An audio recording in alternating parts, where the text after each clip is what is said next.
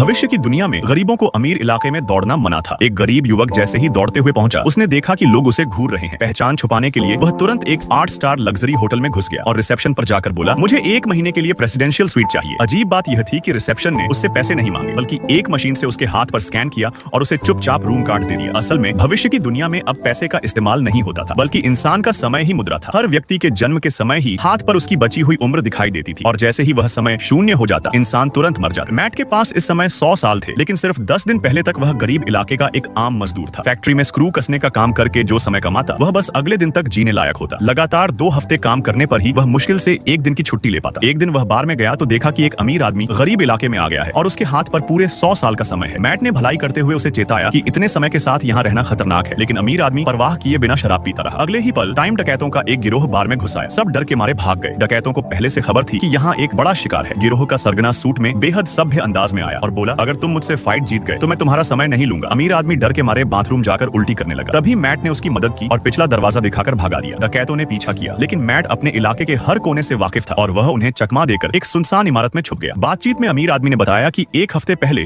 उसकी पत्नी की मौत हो गई थी। अब ये 100 साल उसके लिए बोझ बन गए थे और वह मरना चाहता था। उसने मैट को यह भी बताया कि गरीब लोग कभी अमीर नहीं बन सकते, क्योंकि दुनिया का ज्यादातर समय अमीरों के पास है और वे कीमतें ऐसे तय करते हैं कि गरीब लोग बस अगले दिन तक जी सके, यानी उन्हें हमेशा काम करते रहना पड़े। मैट को यह बात पसंद नहीं आई। उसे लगा कि मेहनत से सब बदला जा सकता है। अमीर आदमी को उसकी यह सोच पसंद आई और अगली सुबह जब मैट सो रहा था, वह चुपचाप अपने पूरे 100 साल उसे दे गया और खुद पुल से कूदकर मर गया। मैट समय पर पहुंचा, लेकिन तब तक देर हो चुकी थी। वह भीतर से कृतज्ञ था और उसने तय किया कि हर पल का सही इस्तेमाल करेगा।